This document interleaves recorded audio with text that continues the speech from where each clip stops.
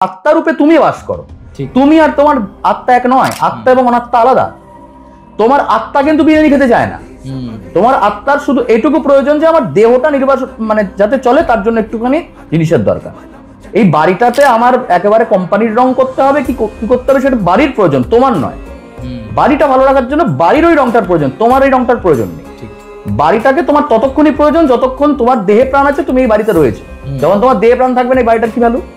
ঠিক সেইভাবে তোমার এই দেহটার ভ্যালু ততক্ষণই তোমার আত্মার কাছে রয়েছে বা তোমার কাছে রয়েছে যতক্ষণ পর্যন্ত এই দেহে প্রাণ রয়েছে। তো তোমার জিহ্বা বা তোমার এই লোভ তোমাকে ওই মানে ওই ডায়েট করার থেকে সরিয়ে আনবে। ঠিক সেইভাবে তোমার মধ্যে যে অহংকার রয়েছে, সেই অহংকার তোমাকে আমি আর অহংকার করব না এই ভাব রাখলেও তোমাকে করতে দিতে চাইবে না। তোমাকে নিজের মধ্যে অহংকার স্থান দিতে চাইবে, তোমার মধ্যে লোভ রাখতে চাইবে।